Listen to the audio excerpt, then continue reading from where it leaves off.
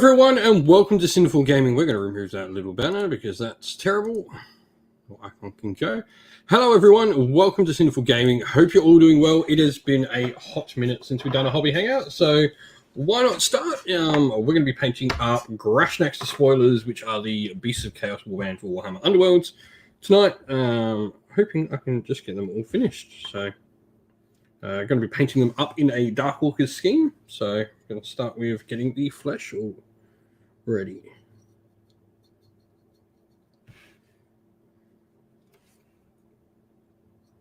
Hope everyone has been well.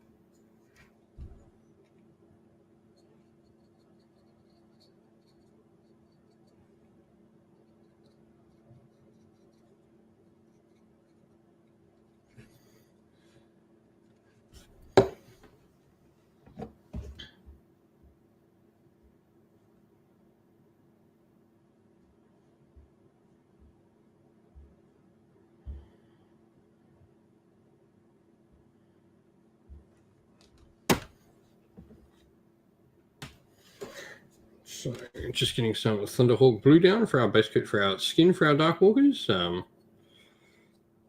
But yeah, what hobby has everyone been up to? Audio should be working, I hope. Jay Dorothy, hello mate, how are we?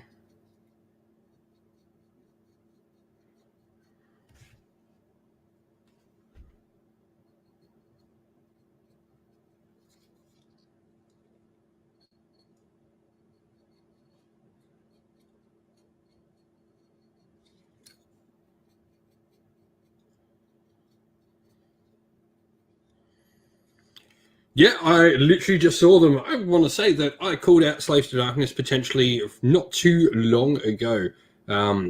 Saying like, because it has been a while since Slaves to Darkness, so I always thought they were in with a shout to get be the Chaos book, and lo and behold, Slaves to Darkness are the Chaos book. Quite happy to. Nice. When you train home on the long weekend.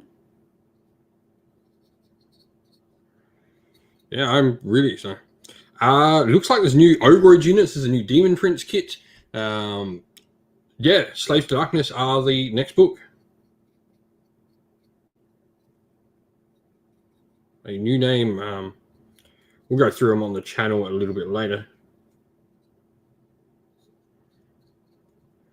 I want to sort of break it all down and have a good look at it properly before I start making too much commentary. But yeah, it looks like Ogrids are an army, and I am so down for that, as long as they don't cost me an arm or leg.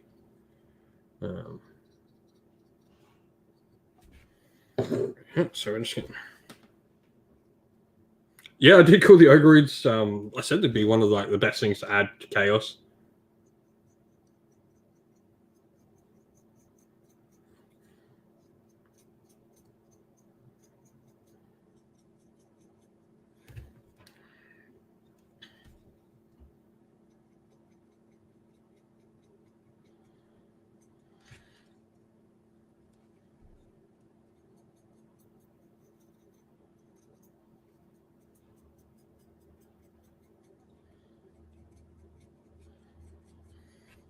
But yeah, I'm pretty happy with what I've seen. If you're doing some hobby, let us know what you're up to and what you've been working on lately. Love to hear from everyone. As I said, it's been a hot minute since we did a hobby hangout. I'm hoping now I'm over COVID and then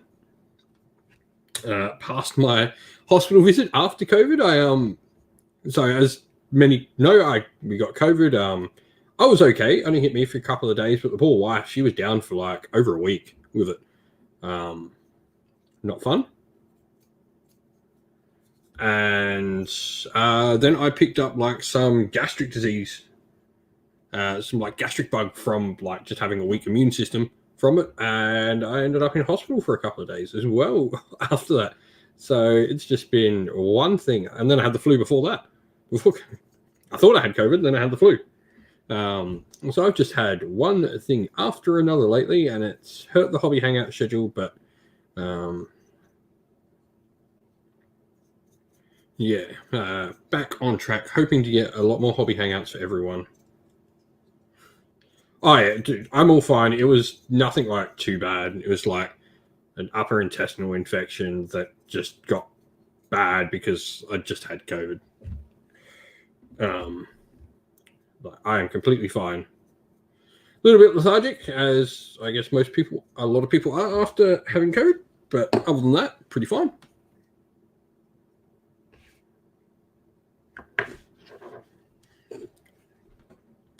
But yeah, everyone is all fine. Went through the whole house.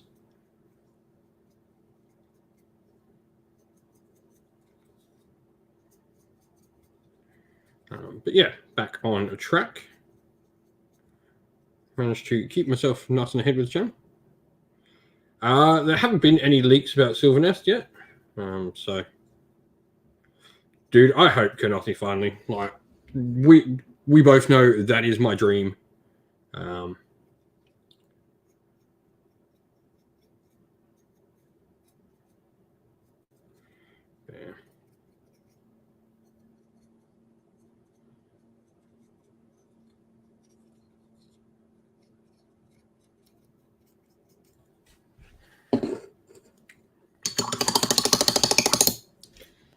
We had a good day of games today. I had Nick around for recording some games. We played a game of Warcry. We just had a couple of commission pieces come back from some gobos from Dark Apotheosis paints. So we played a Warcry game using Molog's Mob and Ripper's Snellfangs as a warband. And then we played a open play game of Age of Sigmar. So we're going to have an open play battle report coming up, which will be fun. I think that'll show a lot of people just you don't need points, you don't need none of that. Nick, hello, mate. Speak of the devil, say Nick's name 3 times, he appears in there. Simon Nightingale, hello, mate. Hope we're doing well. Speaking of Nightingales, I have a Nightingale back on the paint desk. Currently working on my Nightingale model for Elder Scrolls Call to Arms.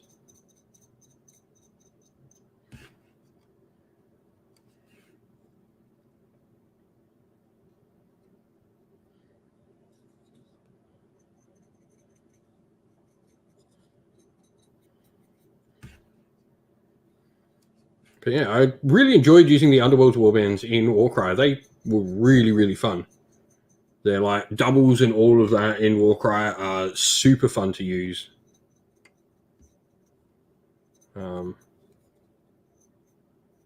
So that's why we're painting up the piece of cast dudes, because I want to give these guys a crack in Warcry.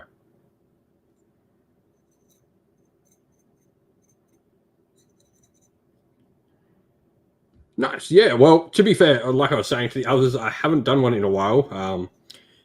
We've like literally, I've literally had like the flu, COVID, and then a gastric infection 1 week after the other. So it has been like probably about a month since I've done my last hobby hangout, I would say, unfortunately. But we're hoping this week we should have quite a few of them. We'll do one every day for Warhammer Fest. I'm going to try and get back to doing them quite regularly because I enjoy them.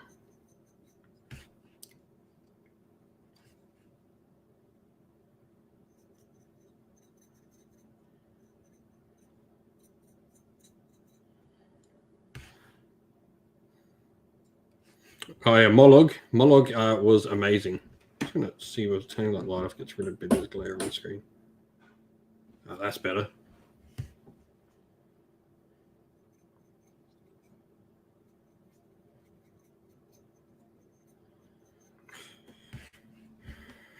Yeah, whole family's over it. Everyone's over it. I'm feeling better. A little bit lethargic, like most people are after it, but yeah, I got COVID pretty mild. Poor wife was down for about a week with it. Not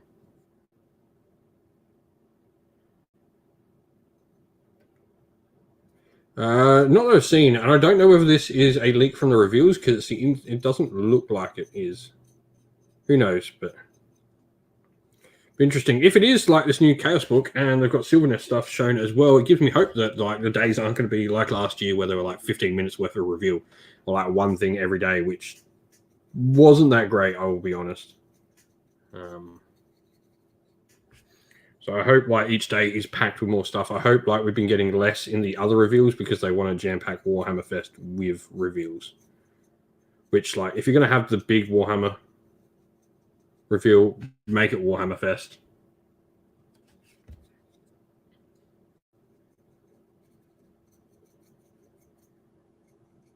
Like this should be the big reveal.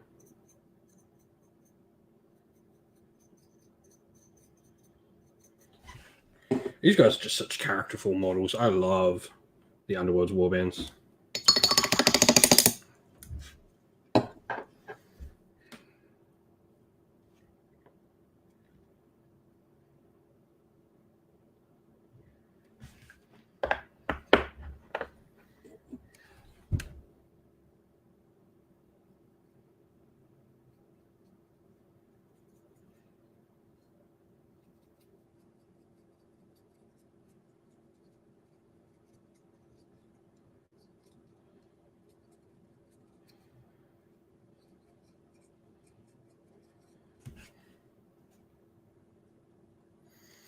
But yeah, so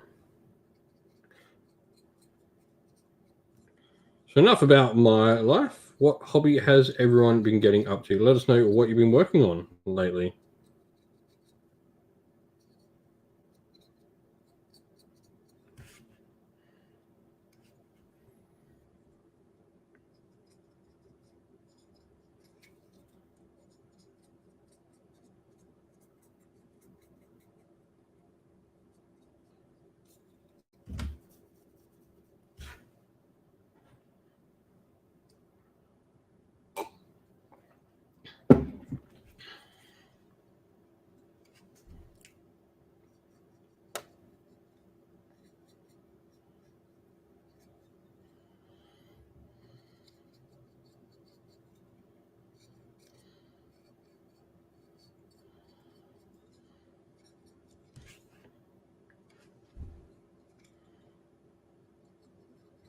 You guys have such perky bums.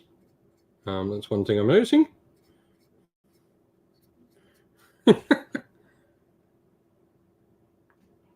Hey, 1 or 2 engine riggers is enough. I've been on a pretty good hobby train. We will very, very likely have our first Conquest battle report up next week.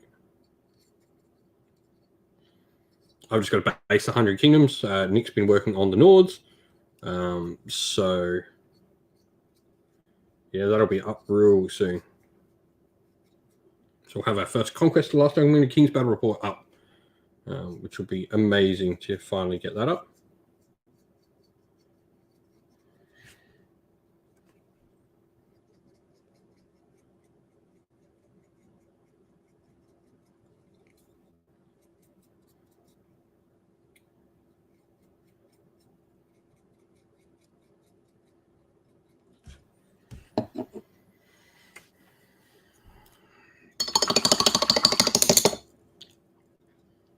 Yeah, which I can't wait to have some Conquest battle reports up for people. And then I'll get working on the Spires soon. I've got an Eldar army for a 40k event I'm attending. I've got to get done first. So probably be starting that this week.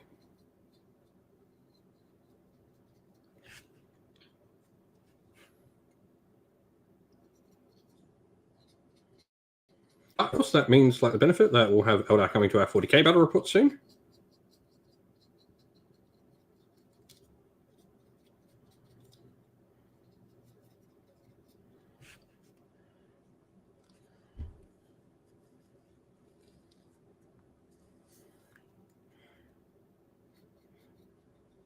Yeah, I will say like the totally not squats. The Leagues of Votan do look really, really cool. I haven't been that excited for something new in 40k in a while.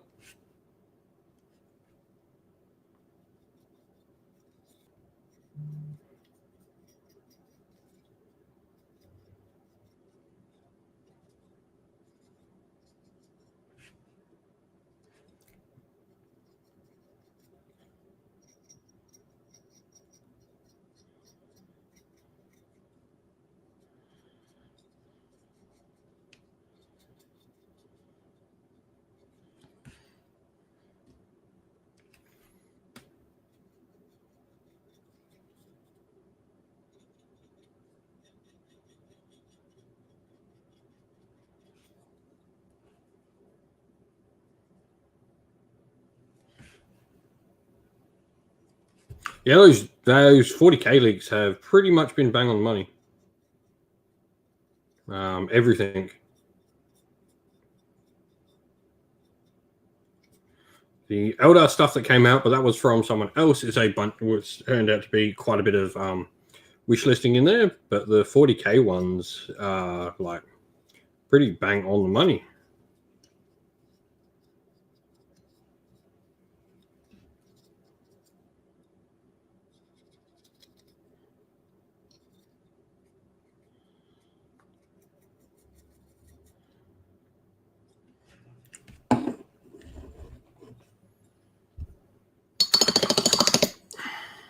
Hard to say. I don't know whether we're going to see World Eaters. The Cornate banners, to me, looked much more like they were going to be for Necromunda. That red banner had the same top as the Ash Waste banner for the Nomads. So I think it's more likely like Goliath or something. The banner everyone was sort of thinking was Corn. I think it's going to be Goliath. Shuck and Fitz, hello, mate. How are we?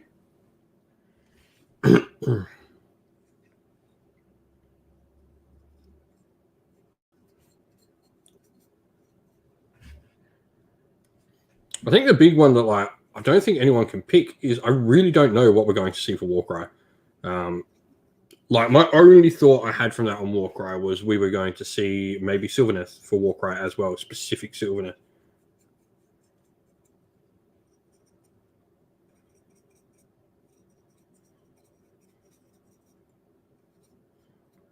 I love this Archer dude. He's got like his little pot belly. Yeah, not doing too bad. Finally feeling better that we can actually get some hobby streams done.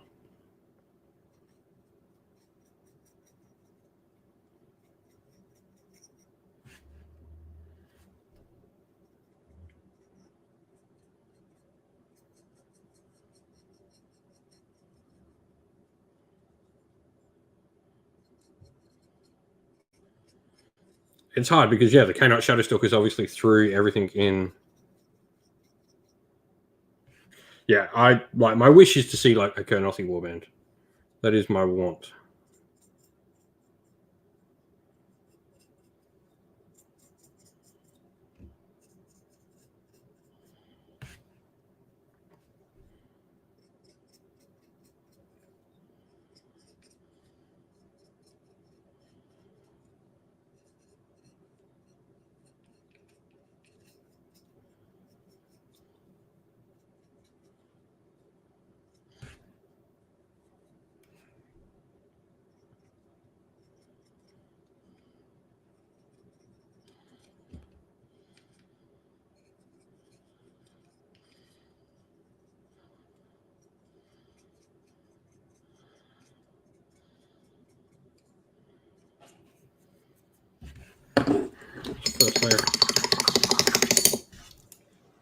Yeah, I think it's a great way to test. Like we've seen, obviously with the Canine Shadowstalkers, they've got a Warcry warband, and now they've got Underworld's warband. I think it's really cool. Because like we've already got Warcry Wolves for Scaife and his Wild Hunt now, which is really cool. So.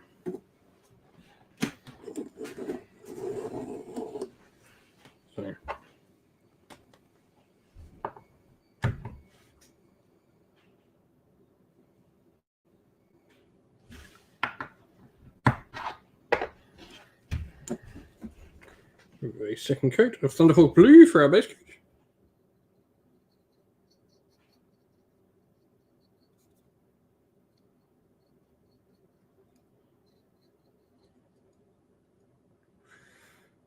No, the fact that Heresy is coming out this year makes me think we're not going to see anything major for Old World this year at all. That is my feeling. They would not put any major release on Old World if they're doing Heresy this year. I think at best chance, we're probably likely to see 40k 10th next year, I think. Or no, yeah. Best chance, I think next year is Heresy.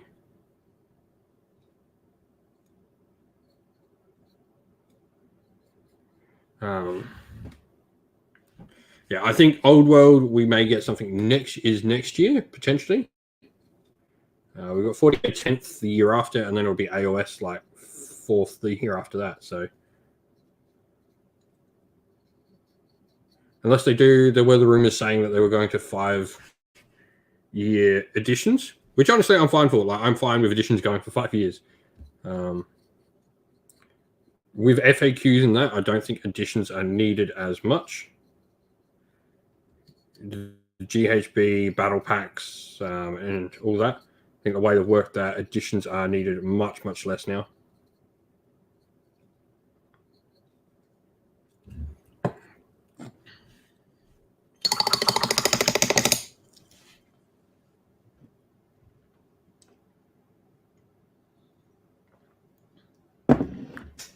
Yeah, look, that is my hope. Like, I don't.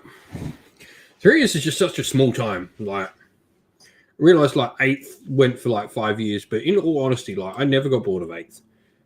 If you release like proper supplements, like I remember 8th, I remember when like Storm of Magic came out. I remember Blood in the Badlands. I remember like we had End Times, and all of that. Like, I think if you can release enough supplements to keep the game interesting, and the GHB and things like Seasonal War are exactly what you need, what you can use. I don't think we need to change the edition every 3 years. Like straight away, like now, like for those of us that are going to play Thondia rules, I've got this whole new book to explore. Like I can say I'm maybe bored of the GHB because someone like me who does this for, I can't say a living, but does this quite often for, quite consistently. I played like 200 games of Age of Sigmar 3rd edition, and the majority of them are GHB games. And so, along with like playing some core rulebook ones, I don't think it's needed. Like you can have something like Thunder. Every GHB is a brand new set of rules. Change up the missions, change up how the game plays. And you can always go back to playing old GHB. That's exactly what me and Nick did today in our game. We went and played open play from GHB 2019 because it's probably my favorite with the army generator. That's right. We used an army generator today. We played with randomly decided armies.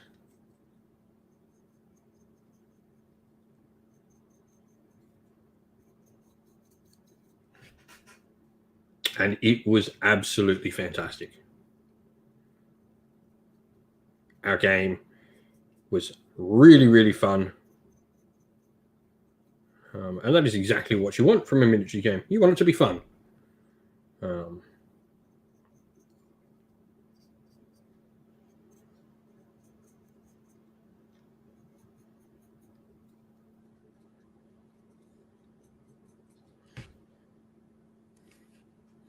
But yeah, I don't think if you have things like Seasonal War, the GHB, and even like odd narrative supplement things like even the campaign boxes, like do people realize you get you get a narrative campaign in every one of those jewel boxes that comes out for the game.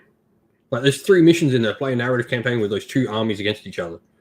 And a lot of them are fantastic. The Loon Curse one is amazing. You're fighting in an underground cavern where the Sylvaneth have built a glade between the roots of all these giant trees, and the mushroom fungus from the grots is causing it to collapse.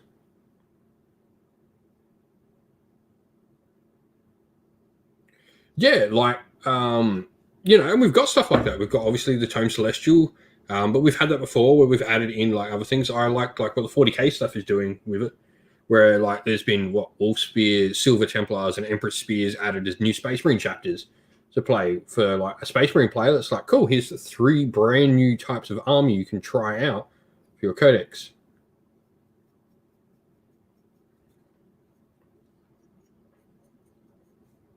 All right, yeah. Done right, you shouldn't need to change an edition every 3 years. Yeah, like add in something like that. You can add in a big war, or all of a sudden, like a new city. Like Cities of Sigma, the stuff that we got because of Broken Realms is amazing.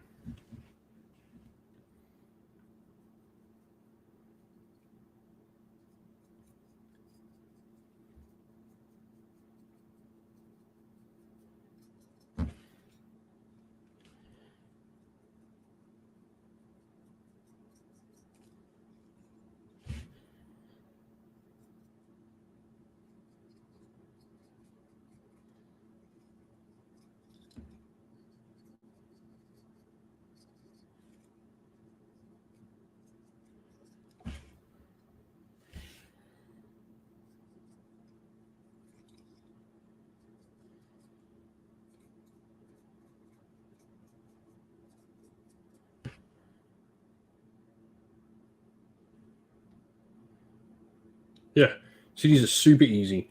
And even like little like narrative campaign books, things like Wrath of the Everchosen and Malign Portents and Realm Sorcery. I think because the internet talks so much about competitive, it forgets that most people probably don't play that way. Yes, a lot of people play match play, but heaps of people go and play the missions in like those books that come out and play those narrative style games and play open play and just throw models on the table. And it's great. If you're only into competitive play, you're not going to get everything for you. If you're only into narrative, if you're only into open, and I think giving yourself the most options by playing all modes of play is the best way to go.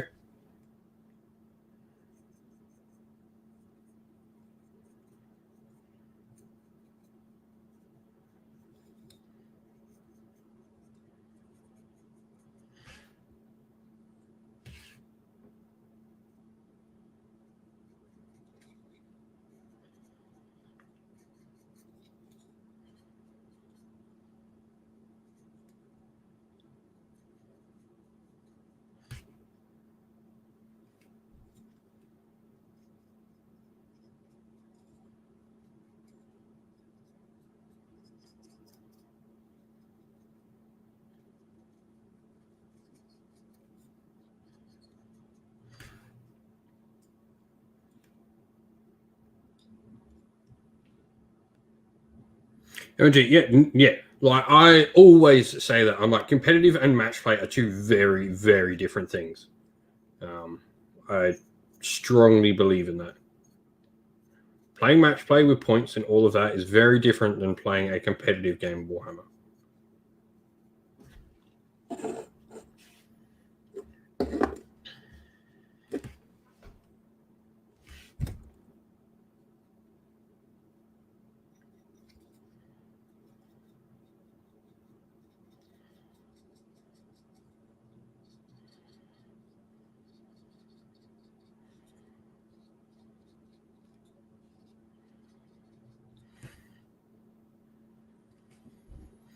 Yeah, 99% of people don't play match play, but 99% of people talk about match play or talk about competitive play.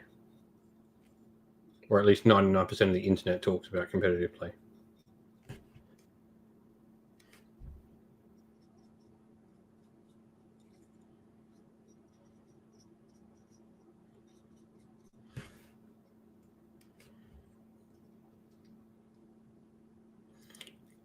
I think it's as balanced as an Anvil's going to ever be. I like it. The Anvil's never going to be perfectly balanced.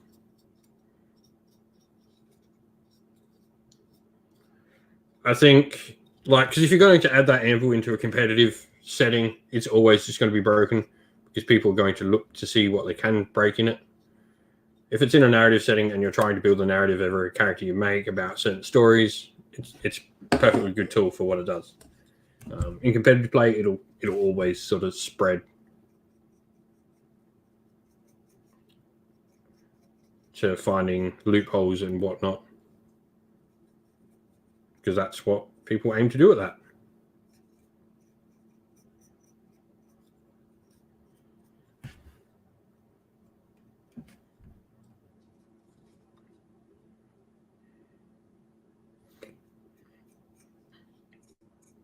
Yeah, I think it does the job in the mode it's made for, and now they've expressively stated, like,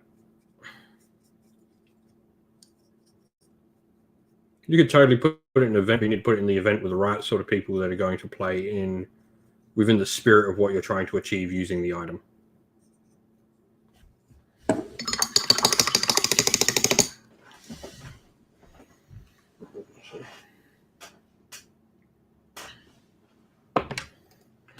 I didn't need that light, so can I get this on in a way that doesn't make it glare for all of you?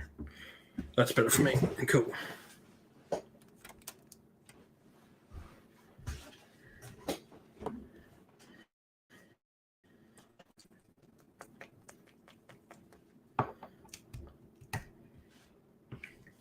That's fine, breaking that lid butcher, so let's not do that.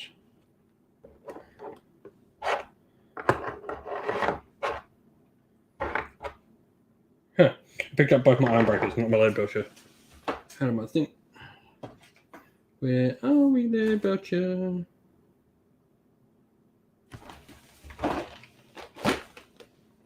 Now we've got to go searching for my lead butcher. There's my lead butcher.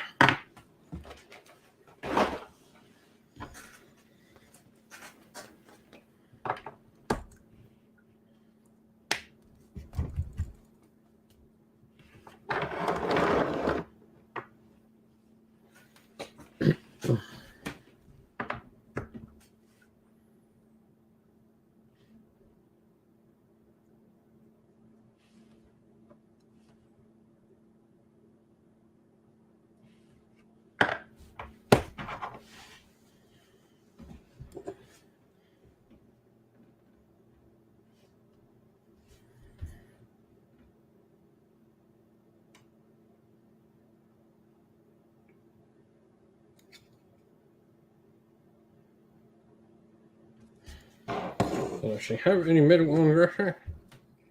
So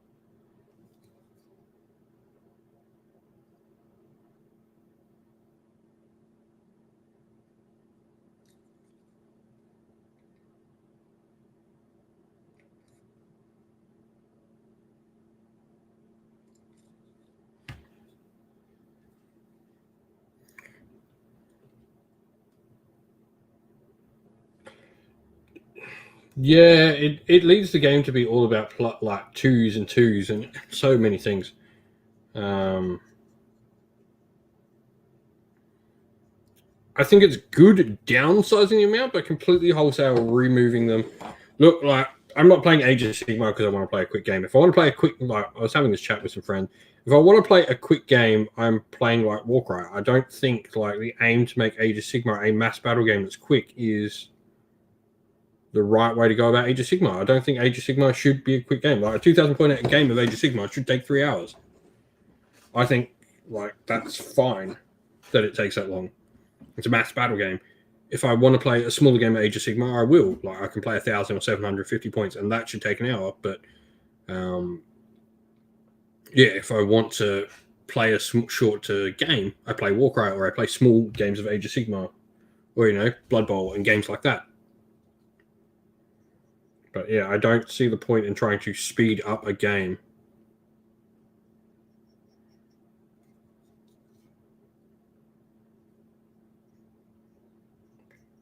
I really don't like the twos and twos on a lot of things in the game at the moment. I will say that quite.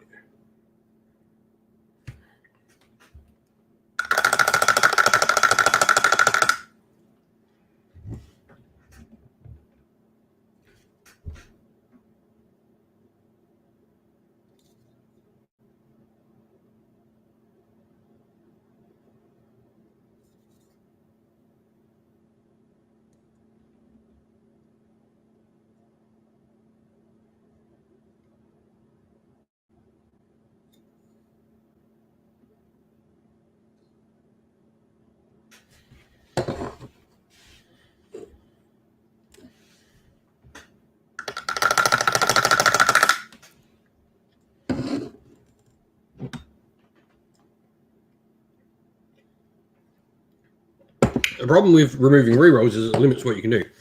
Before you had pluses you could do. Now you can only go to +1, so it doesn't really matter. Yes, you've got that mini game, I guess, but in essence, more than +1 doesn't matter. Before you could have reroll ones, reroll all, reroll 1s and 2s. You can do so much with rerolls. Reroll all fails. You can change up how things work in the game with those rerolls, and I think that's sort of lost with removing them.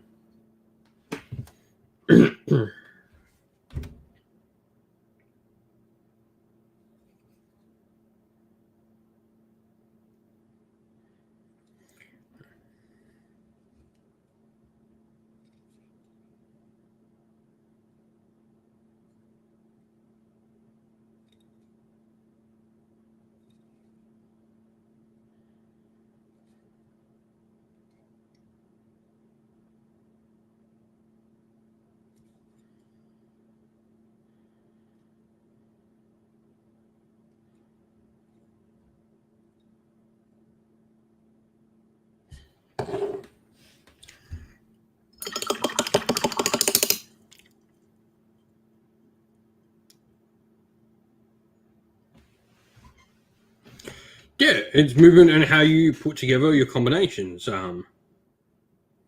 And movement in Age of Sigmar at the moment honestly doesn't matter because it's all just pushing everything into power levels and just charging stuff.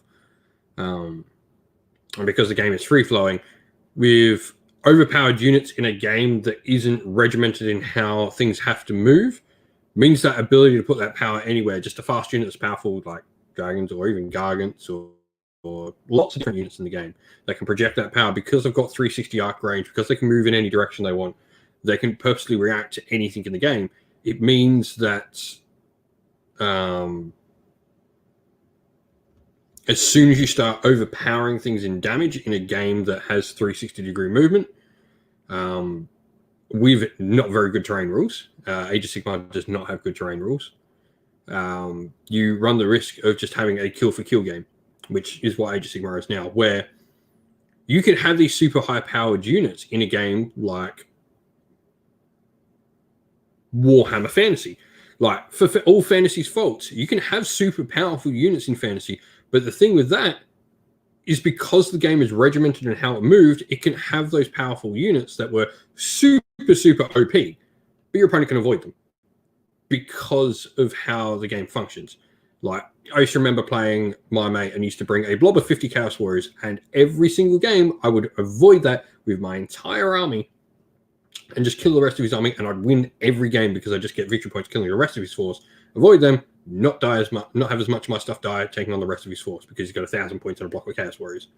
Where Age of Sigmar, because you've got 360-degree arc, you can't avoid that unit because it can just move wherever it wants. So by having such aggressive power in a game like that, you effectively become this trade system that has no ability to avoid, and it ends up being the person who can trade the most for the most benefit. Yeah, so how it works, like, all right, I've got some boxes here. I'll explain. So Fantasy.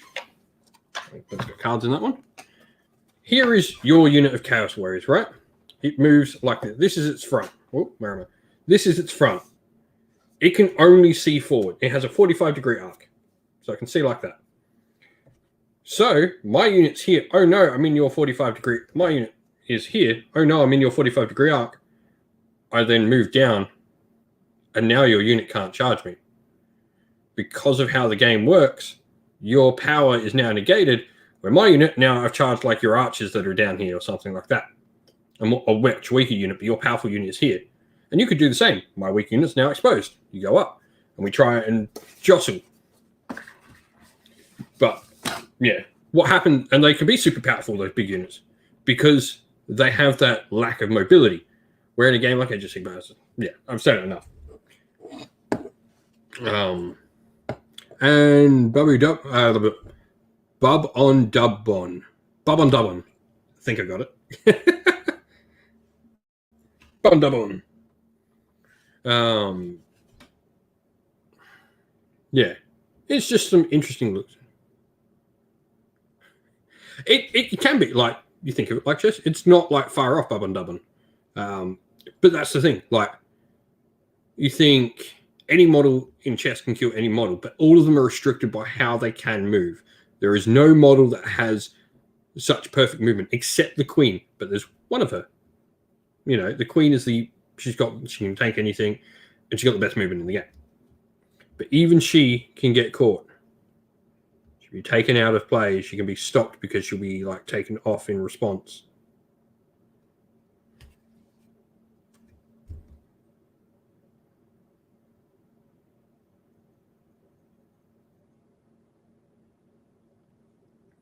But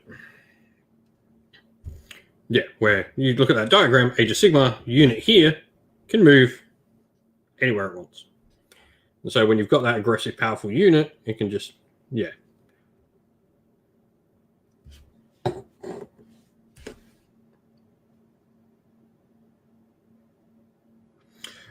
Rank and Flank has come a long way, I think. Conquest and the latest Kings of Wars editions show Rank and Flank, and Song of Ice and Fire all show Rank and Flank doing a really good modern take of itself and having a look and evolving. I think Rank and Flank is really, really healthy at the moment. There are 3 really good Rank and Flank games out there. Conquest, I would say, is one of my favorite games. I think it is absolutely fantastic as a game. Song of Ice and Fire is almost flawless, and Kings of War, the new edition of Kings of War, is really, really good. Also, Kings of War minis are really outstanding nowadays too.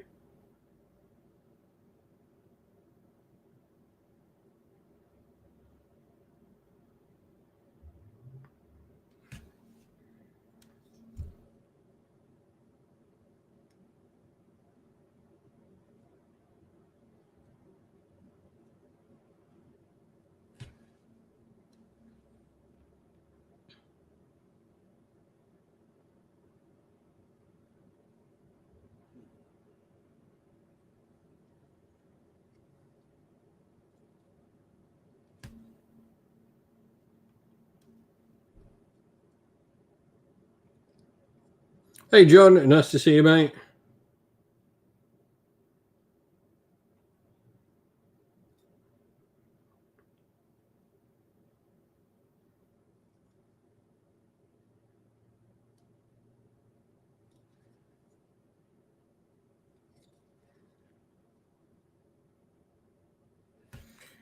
I'm just doing these guys for a little bit of a palette cleanser. Been working on a couple of batch painting projects, and I've got a bit of Eldar I'm going to have to do, so painting a couple of Underworlds warbands should break up the monotony for me a little bit. Just get me groove.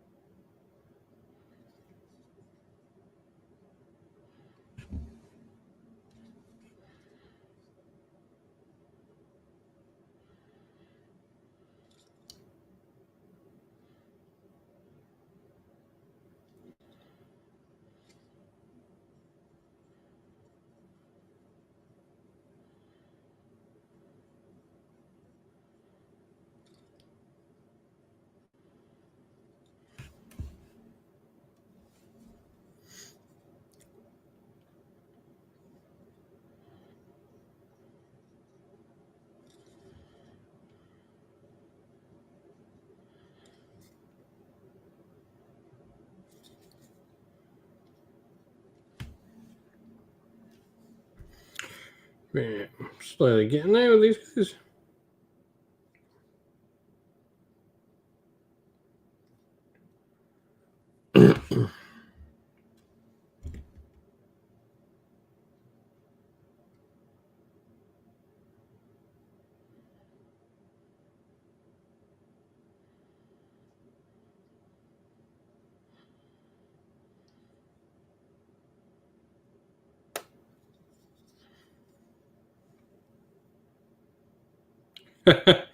And Scots will be back before Guard even get an anti codex.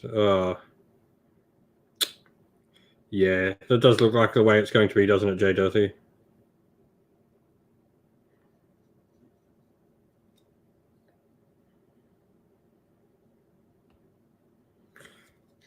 Oh, well, if it's going to be something new, I'll take it. Oh, without a doubt. There is a huge complexity between the two games. 40k is much more complicated.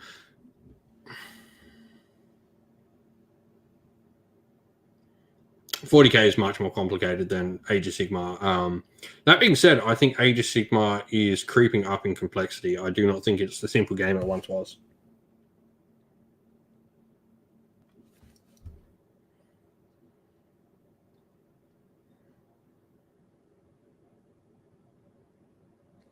Like, I think there are much simpler games out there than Age of Sigmar nowadays.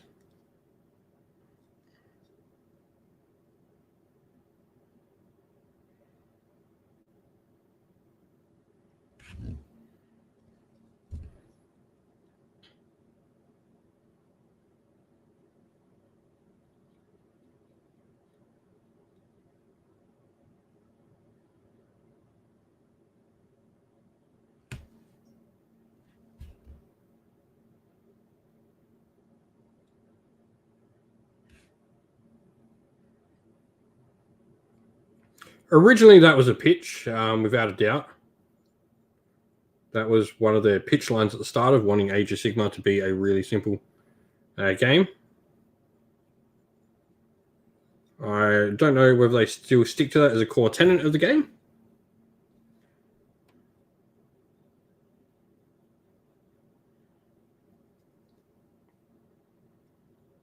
Right. One of the core things that like Jervis talked about in the original edition of Age of Sigmar was he was told it had to be 4 pages. It had to be 2 pages. 4 pages, sorry. He had 4 pages of room for rules. That's all he had.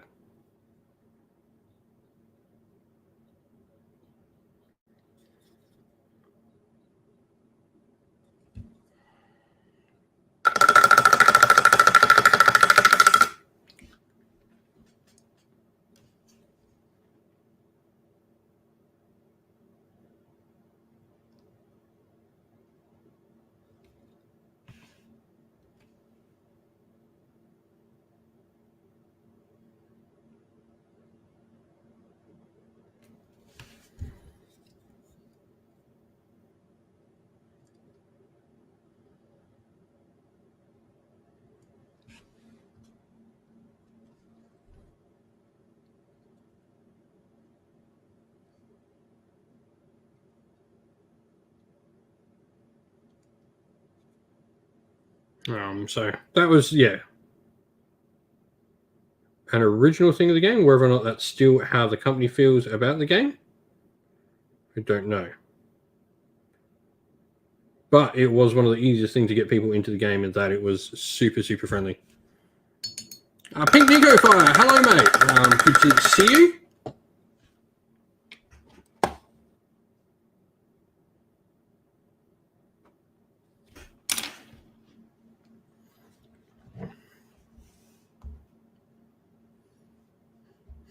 Brushes, at the moment I'm using Broken Toad. I've been really enjoying Broken Toad brushes. They've got a nice bit of weight to the handle. I really, really like them. Accidentally buggered up my other one by getting a... I didn't wash my brush properly. But I've really enjoyed them. If I kept washing them properly, I would probably have better brushes, but I'm terrible with forgetting. was home with the kiddies, and one of them did something, and I had to drop my brush quickly and go rush to them. And unfortunately, 15 minutes later, there was dried gunk in the middle of my brush, which split my bristles, unfortunately.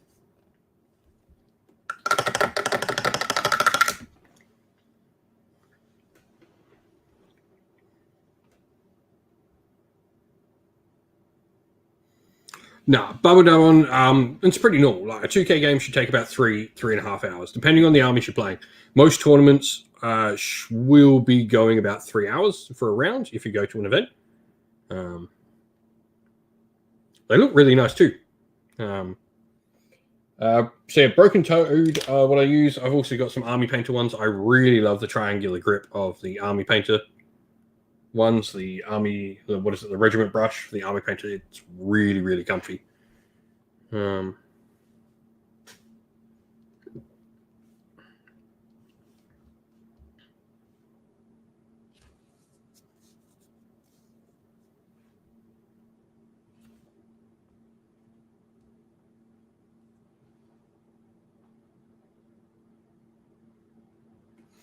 Oh, and Pink Nico Fire. Thank you very much for the YouTube member subscription there, buddy. That means a ton. Just saw you had the little icon. I'm like, I hadn't seen that yet. But thank you very much. That all goes a long way to helping the channel continue to do what we do. Very much appreciated, mate.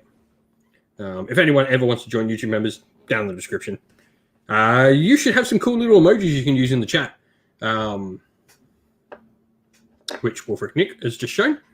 Not only that, YouTube brought something out nice. They have super likes or something like that, where you can like and donate to the channel when I post a video now, or something like that. I got to research into it, and I'll explain it to how everyone works. But another way, so it doesn't people don't have to be live to do donations to the channel. But whatever. But thank you very much, Pink Nico Fire. I did just see that. When you popped up, I'm like, I don't remember that. Where did I put my lead filter after all that? It's behind my models.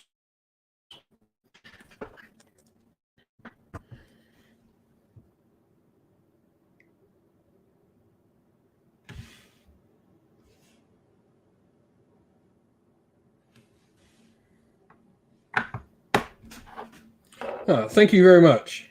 I was going to say, it had to have been recently because I just did a bunch of videos the other day and checked. Oh, Guapo Bandito, no worries, mate. Thank you very much. You can always contact via Discord if you're not already. We've got a link in the video's description to our Discord server. I'm on there a lot. So if you ever have questions, you can reach out on Discord to there. And if I don't see it, I'm sure someone like Nick or many of our other community members will certainly let me know. Or shoot me a message on Facebook, the Sinful Gaming page on Facebook. Both ways are great ways to contact if you ever have questions. I will always try to answer people's comments, but there is now a lot of videos going on the channel and stuff goes up regularly, and I do miss some.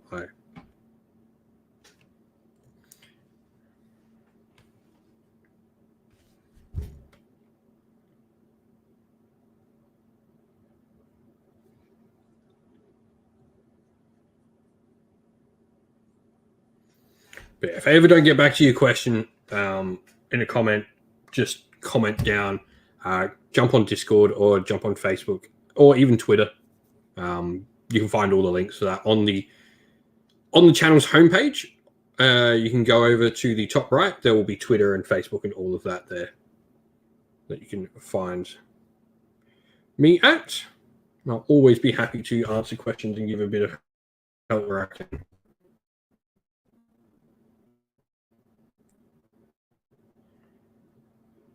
But thank you very much for subscribing. Every subscriber helps, especially as we're approaching 10K. We are so close to 10K now. Can almost smell it. I think we're like 300 and something off now of 10K, which is awesome. That is all of you to thank, everyone in the chat. And all the other people that subscribe to the other bunch of people that aren't here joining us for our live stream that they should be here for.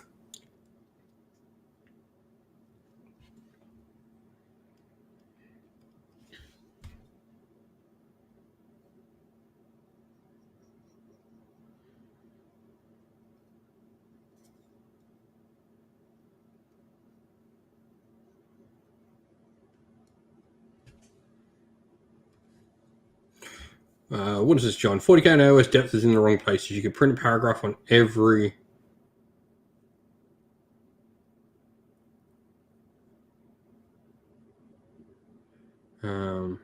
Simon, no need to apologize at all, mate.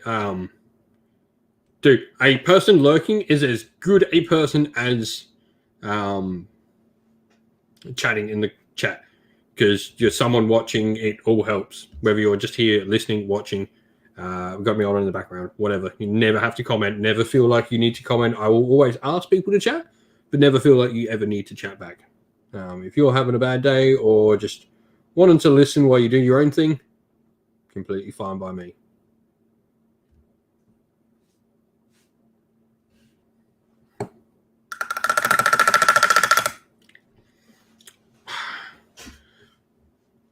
I think with the new edition, they could have reimagined Doc's rules, in all honesty. And I think, like, it is the obvious change I saw coming. Without a doubt saw that. There is one interesting thing is I didn't see Avatar rules on there.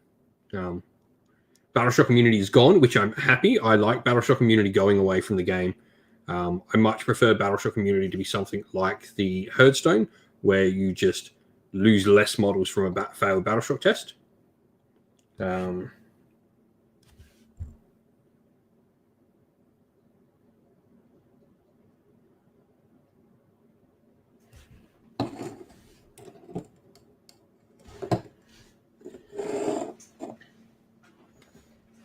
And no worries, Pink Nuclear Fire. Thank you very much for coming on and chatting and saying hello. Like I said, we'll be trying to do more hobby hangouts on a regular basis now. But I'm not feeling terrible. But back onto that doc sort of question. I've got a couple of things there. John, I want to talk. You can print a paragraph on every data sheet war score to let those units advance run without rolling, or make that a characteristic like wounds plus movement.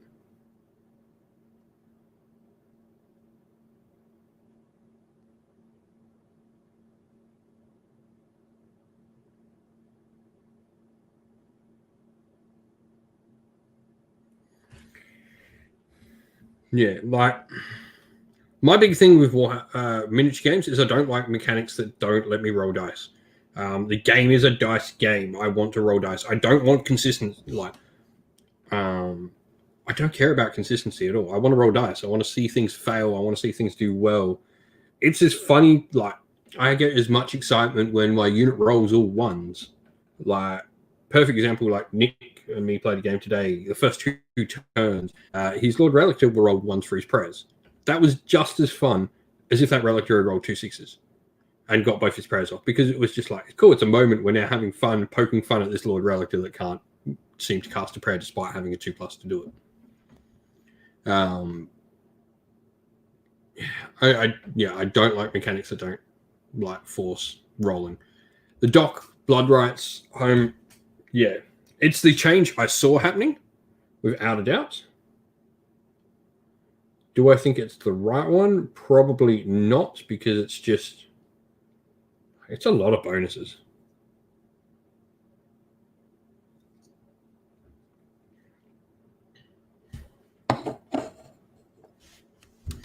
Yep, Mr. Relictor has turned into a mushroom. We'll have that open play battle report up next week. On Sunday, like we try to normally do now. I'll be putting up the schedule for the week.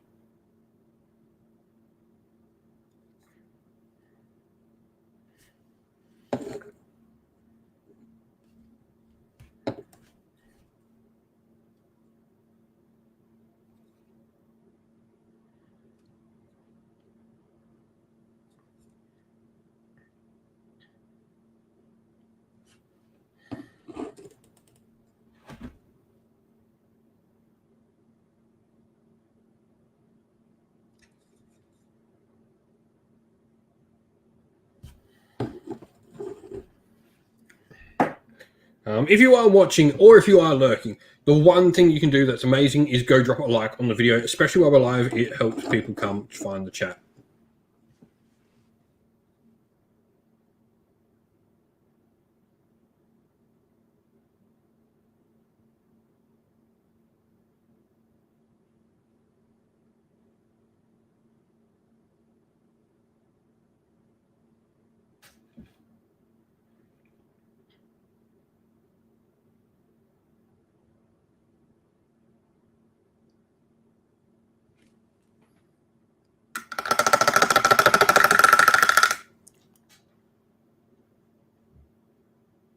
Red Martin, hello, mate.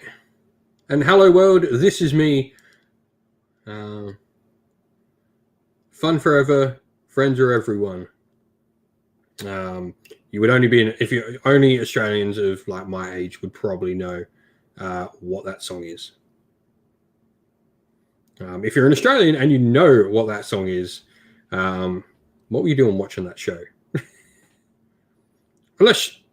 Unless you're a like 20 boppy girl, then you totally were allowed to watch that show. But other than that,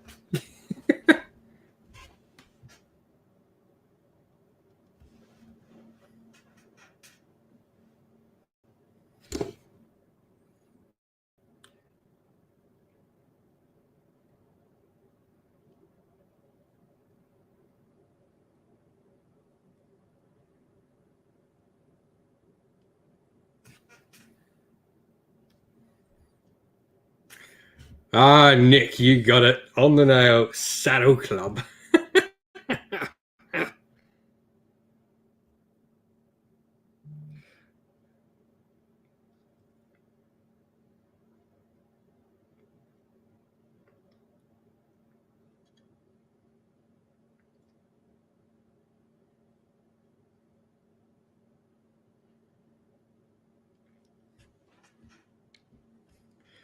Oh man, that brings back memories. Like thinking of like,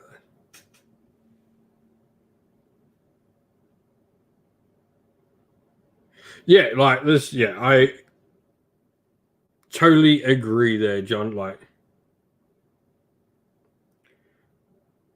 it's like crit value. Like, essentially, what you're saying is like Warcry's crit value. How you have one damage and then you have the crit value. You could have a run slash, or you could have a move slash run. So your move is 6 slash D3. So it is your runs are always D3, or your runs are always 4, or your runs are always 5, or your runs are always double, or your runs are always D6.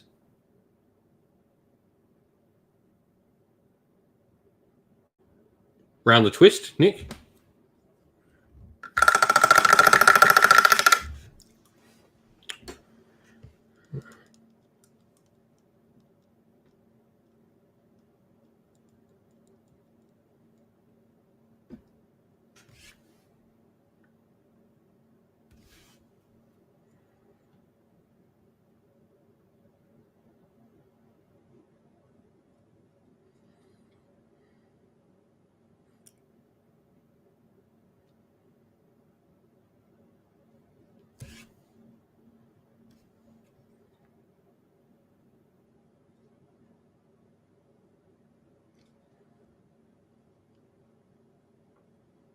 If you're wondering what me and Nick are talking about, we're talking about good old ABC classic kids television of the late 90s and of the 90s, really.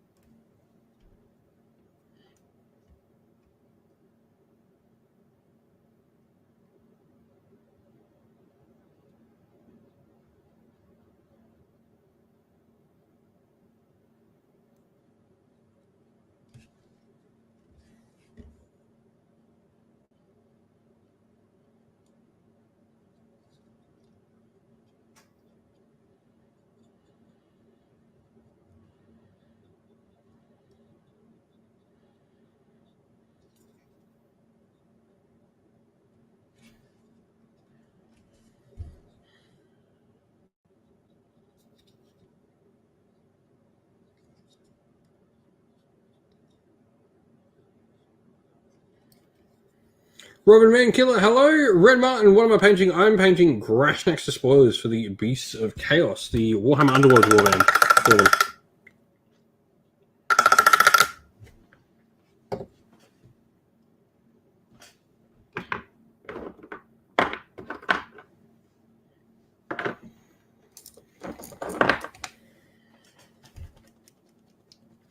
Robert, thank you very much for joining us live for the first time. Don't forget to throw a like if you haven't already. We haven't been live in a little bit. I've been rather under the weather, from flu to COVID to a gastric infection. It's been fun. But feeling better and back for hobby hangouts.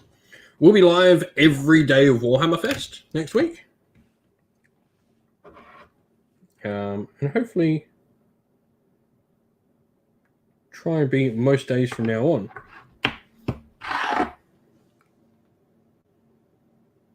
Tyrion, yeah, I reckon both will.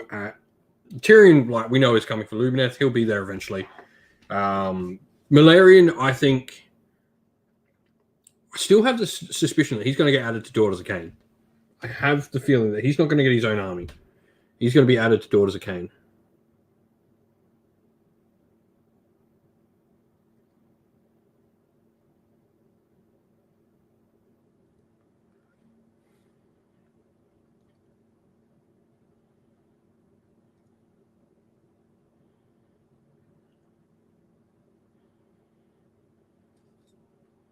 Get the red on the cloth.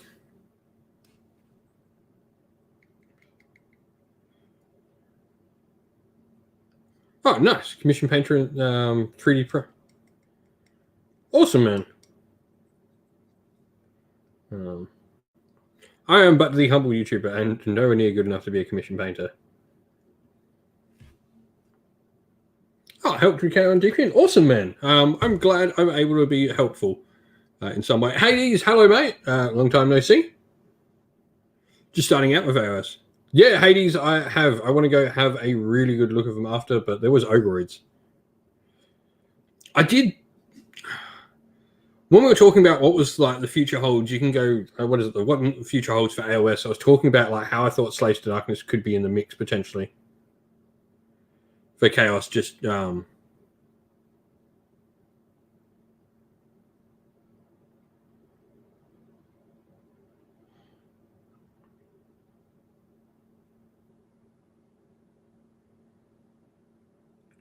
yeah, I've had a squeeze. I want to really go break it down. Well, yeah, we saw the two like repackaged Skaven boxes. I thought when we saw the repackaged Skaven boxes, that was like a shoe-in for it being Skaven.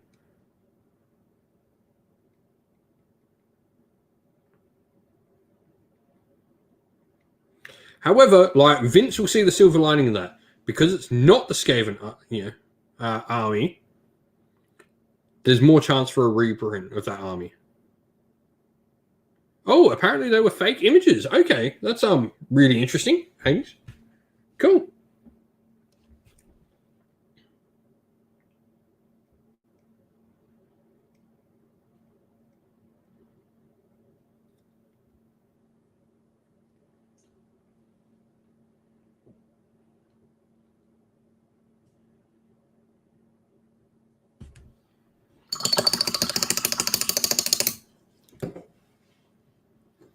Yeah, I want to go have a really good look, find all the stuff, have a really good look and breakdown of it.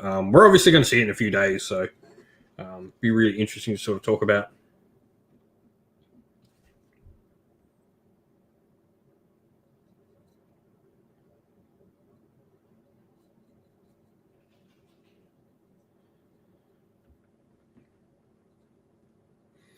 For those who don't know, but yeah, Robin, like I'm really happy I've managed to help you with your KO and your Deepkin starting out. As always, if you ever have any question, you can feel free to jump on the Discord, which is linked in the description of the video below. Always be happy to help with questions and stuff like that, or jump on Twitter or Facebook. On the homepage of Cinderful Gaming on YouTube, you should find a bunch of links up the top corner, or in our About Us section of the YouTube page. I'll have all the links for everything in there. Feel free to shoot me a message on any of them. Be always happy to answer in chat.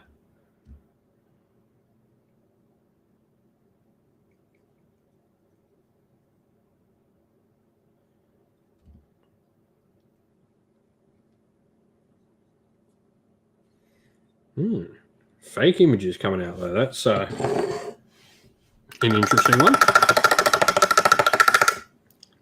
Is GW trying to double bluff us?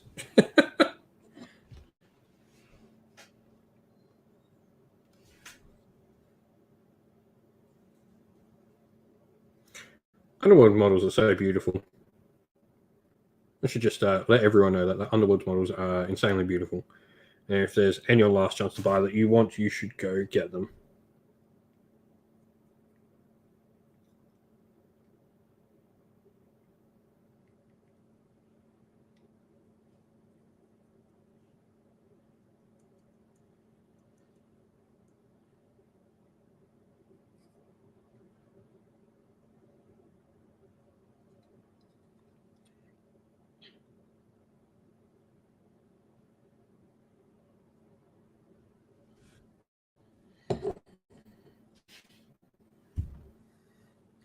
Yeah, so I think it's pretty safe to say with those two Sylvaneth banners, we've seen nothing to say it's Skaven other than apparently what Hades is saying, fake images. If that's to be believed, then I think it's Sylvaneth and Slaves to Darkness, which is a couple of cool books.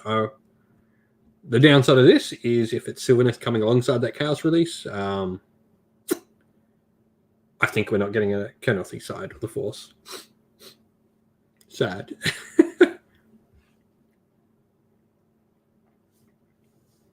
Yeah, I'm itching for Destruction. Funnily enough, Destruction is the army that I've got painted army for everything. I think. I just don't have Suns. That's the only Destruction. Repackages do happen at random as well. There's been plenty of times where repackages have just appeared out of random. So it's not like it could just be that GW has sold so many that they're just like, we don't want to have to order a new. Like, I would assume, like working in any company, they would have to order a set amount of boxes when they print from a printing company that does the boxes for them. So if they're real, what's probably happened is they probably sold enough of these models or so many that they don't have any more printing packages of those models at the current form. So just like at this point, they're just like, all right, just repackage them. Like we're just going to jump that particular set of boxes to the new style because it's like we're not going to print the same one that we might not sell and then have to, if they've got a release in 2 years, like the numbers they probably have to order in are probably insane.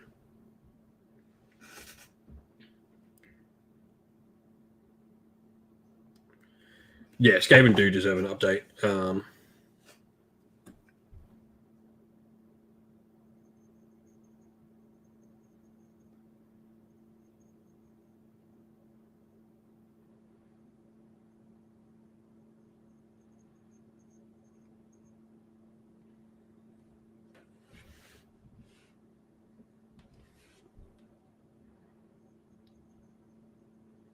So look, I'm happy for it, and I think Vince will probably be of the same opinion as me. I'm happy for it to not be Skaven if it means we get to wait and we get a proper model release rather than just a battle tome.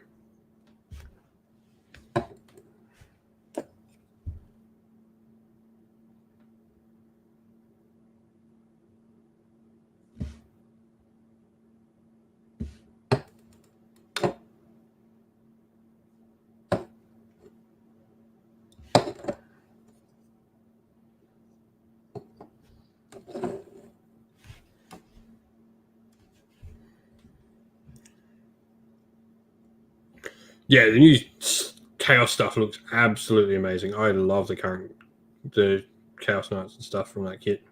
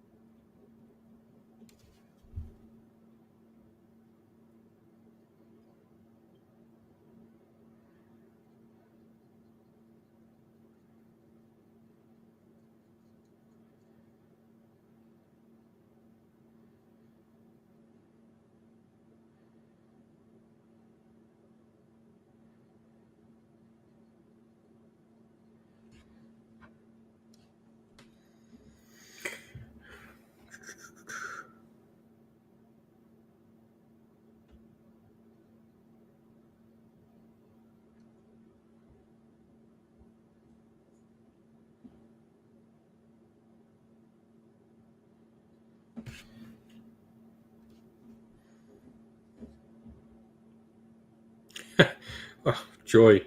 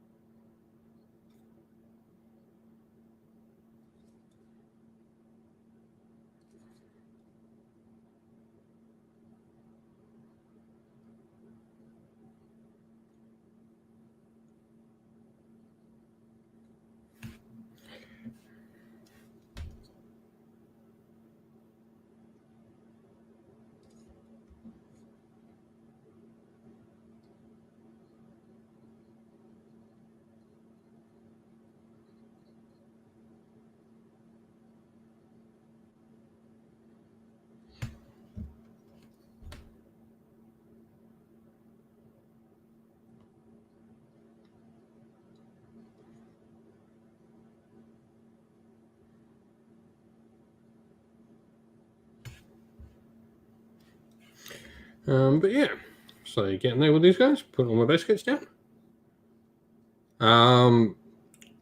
Before I jumped on, just before I jumped on, I did see Rob post something on Twitter. When I finish up here, I'll go search them all.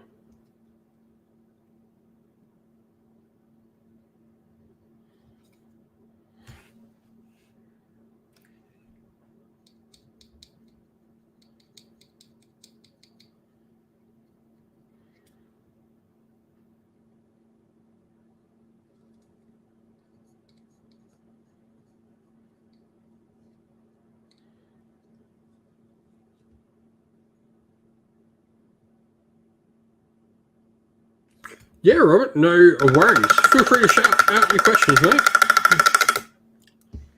Always happy to answer.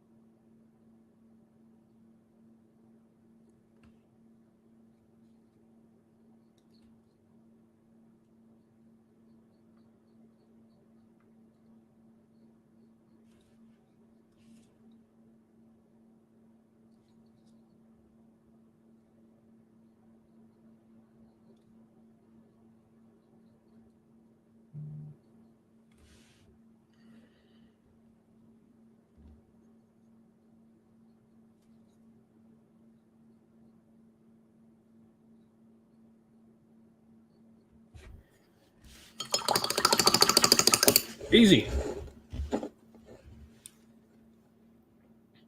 John, I'm not much of a kit basher. In all honesty, to be straight out there, I don't really do a lot of kit bashing. I like building is probably my least favorite part of the hobby. I much prefer painting and playing the game. Building is the least enjoyable of the three. Let's not say I hate it, but I don't want to spend any more time on building models than I have to. Is my look at it. If I'm going to spend time building, I'd much rather spend that time building like terrain.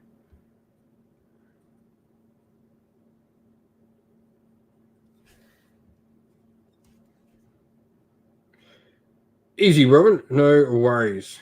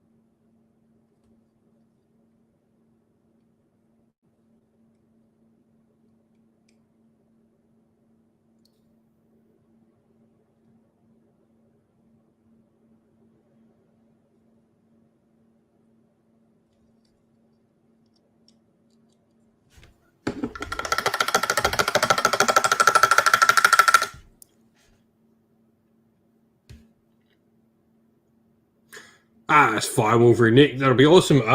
I'm really excited for Umbra Tourist. I don't know who else saw the unboxing, but I think just seeing that, looking at the rulebook, looking at how the game works, I'm incredibly excited for Umbra Tourist on the channel. I think it's a great game. Price point too is fantastic. Yeah, I like conversions. I can't say like it's a conversion, but like there have been releases from GW lately that I certainly have not gone in on because of price. For note, the like channel current receives nothing for free from GW. I get nothing from GW at all. And yeah, so the last two specialist box games, so both Underworlds and Necromunda, I've both not bought after being really excited to have a look at them. I've both not bought after the price scene. Underworlds was $160 in Australia, and its Necromunda is looking to be $420 in Australia, which I'm just, for what comes in those boxes, it's just not worth it to me. For both boxes, that's just what it is. It just does not feel like it's worth it to me.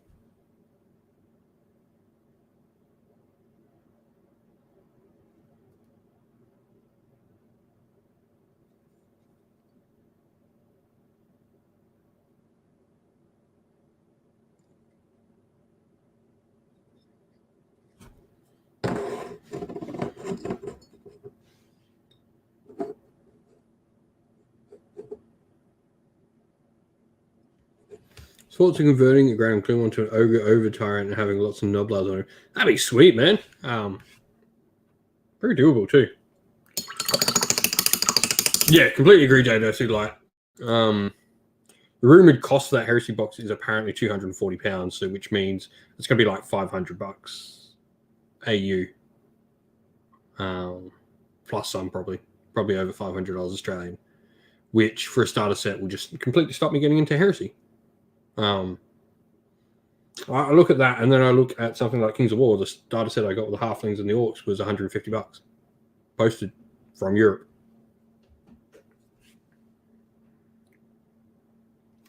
I mean, I'm not going to complain. I've got plenty of Age of Sigmar and 40k stuff to build and paint here, so it's not like I'm missing out of anything, but it's not like I can't afford it either. It's just that money is better going elsewhere.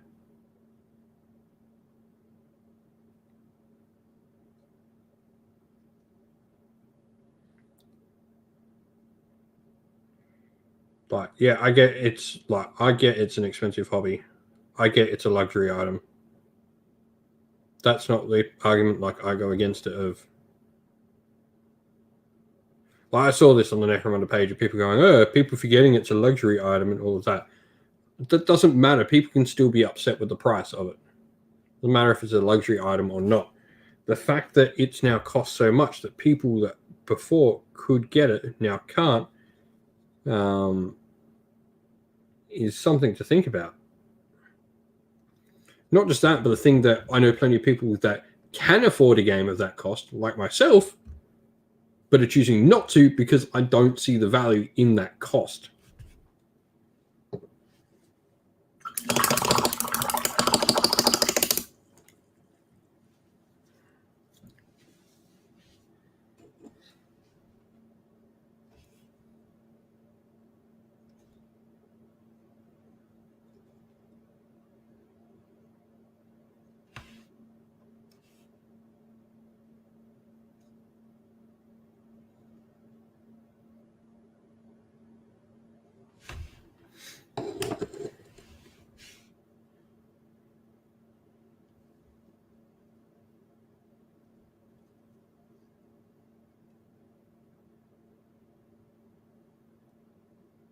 Yeah, like vote with your feet.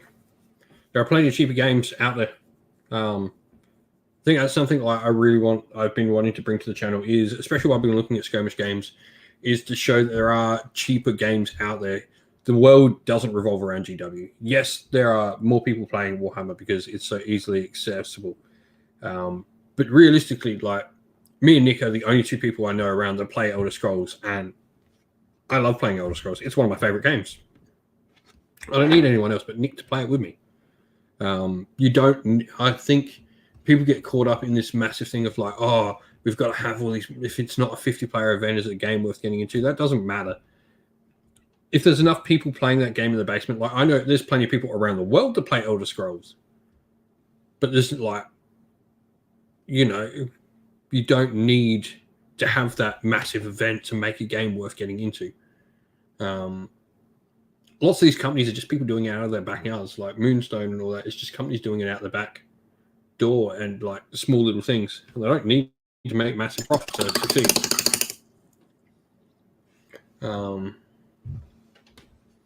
Or like the guys doing Twisted are just doing it as a side project for themselves. They're both working all day jobs and all that. I just quite enjoy it. That's their hobby, is producing the game. And there's just so many good options for games out there nowadays.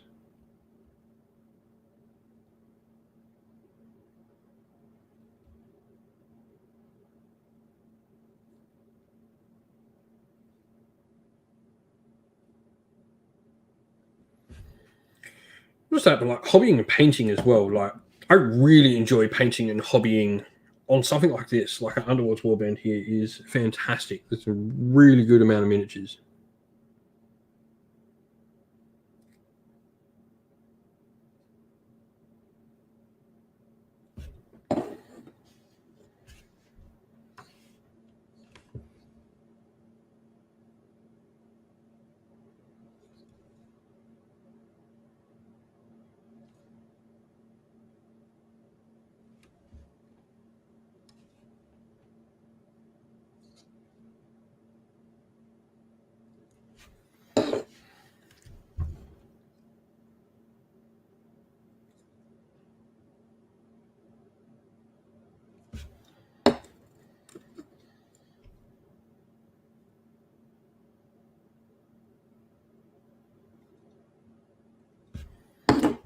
I think a massive part of like gaming, and GW are definitely responsible for part of it, is the FOMO of like all these limited edition boxes, and I've really gone to great efforts to not jump in on them for myself, on getting over the FOMO myself and just going, well, I've got these other things I could be doing.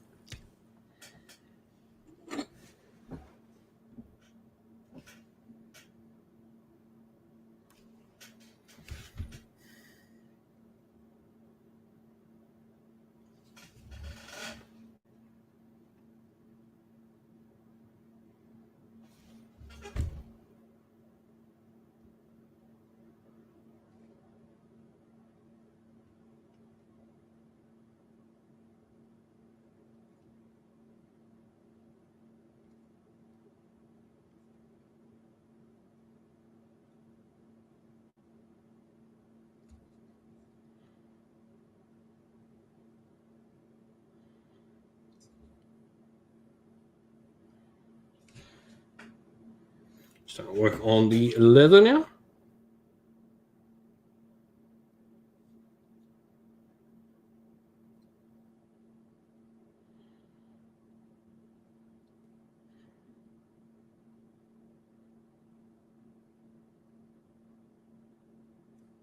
That's what it's going to take to afford Warhammer soon.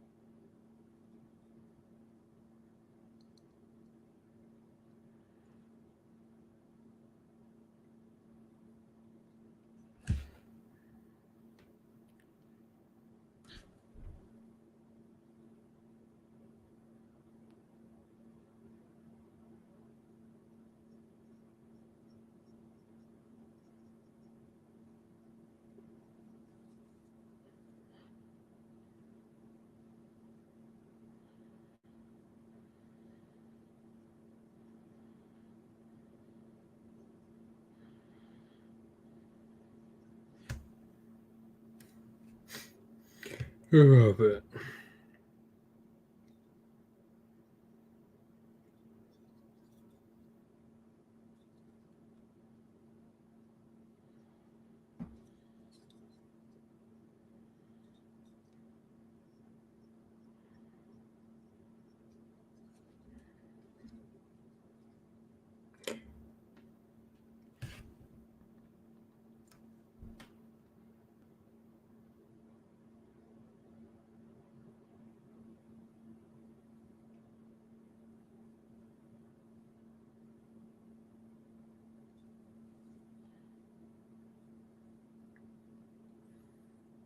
yeah, I got heaps of dice. I love my dice.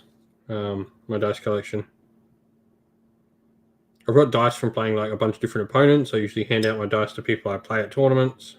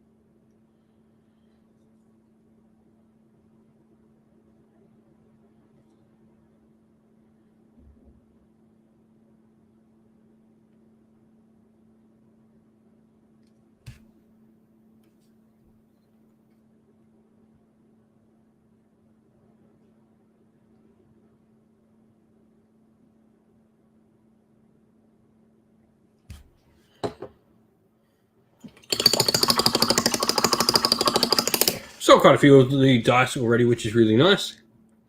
But I don't really care if they sell or not. It's just a nice memento for people who want to get something. And also, I needed them anyway.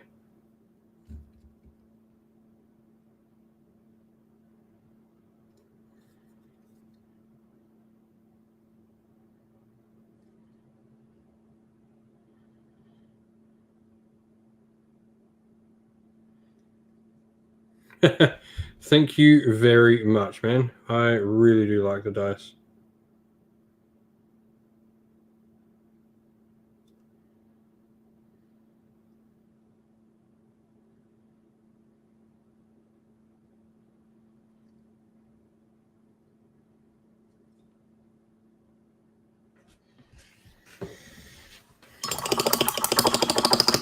Yeah, depending on graphics next to spoilers, just something different.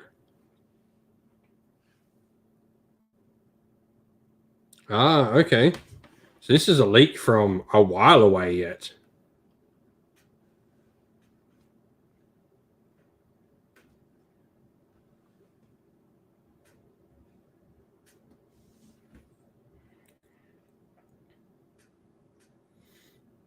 Be interesting to see what happens. Look, as much as I like leaks, I'm not the biggest fan of leaks when we've got the massive reveal, because then everyone just complains that they don't get shown stuff. um, I don't mind leaks when like a battle time's coming out and like all of that, but before the like, I'm not as fond of them before the reveal shows, if that makes sense.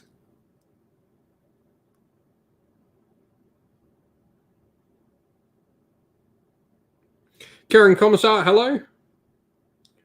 Like, if that makes sense, like I don't care about battle times coming out in the week. I don't care about that leaks, but like I hope that Chaos book is ages away and it's not what we're getting shown at the reveal show.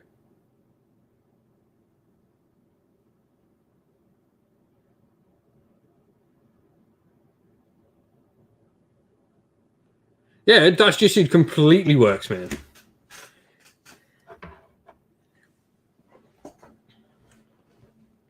Yeah, I think like yeah, that's like my one. Like I don't care if like leaks come out, oh cool. The Daughters of Cain and Nighthawk battle times, we know they're coming. I couldn't care less about leaks for them anymore. But when it's the reveal show and everyone's gonna watch it and it's this big hyped up thing, I don't want to see leaks for that. I don't like seeing leaks for them as much because I want to go watch the reveal show. I want to get excited watching it. I really enjoy watching those reveal shows. And then like people go, oh, but we've seen all this stuff. It's like, yeah, you saw it from leaks. So no wonder you're not happy. If you see it all from leaks, that's on you. Like there's no enough stuff. I'm probably heading off soon too, I think. It's getting rather late. It's almost 1.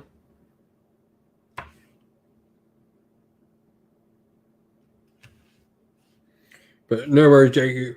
Thank you very much for popping by.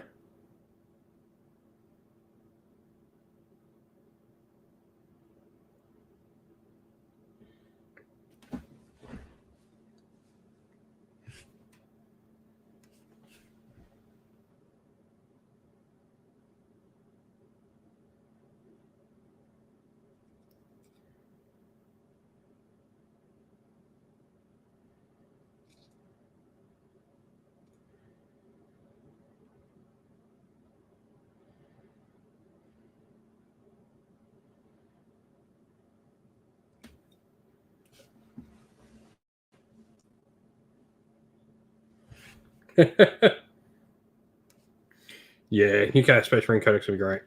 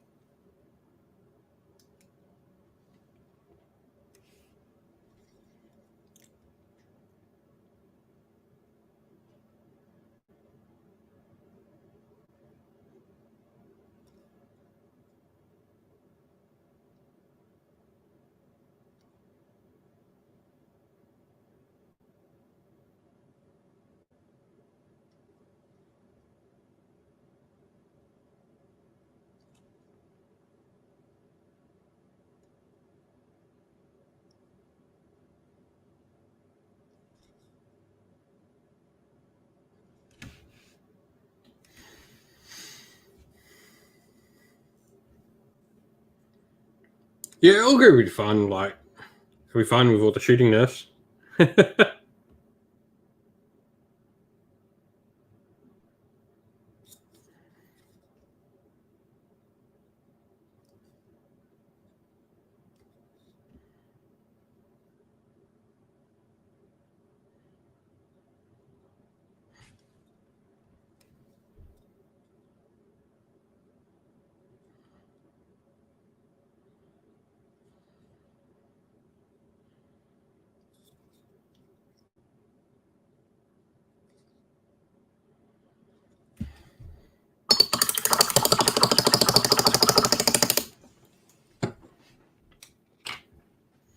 Alrighty, it's getting close to 1 o'clock, so I'm gonna leave it there for the night.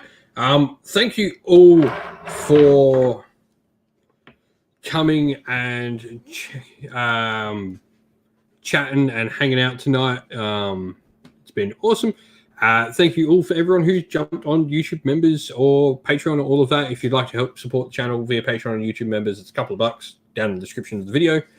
Everything helps support the channel, lets us keep doing what we're doing. Thank you all. It's been great to be able to get back to hobby hangouts after not being well for too long.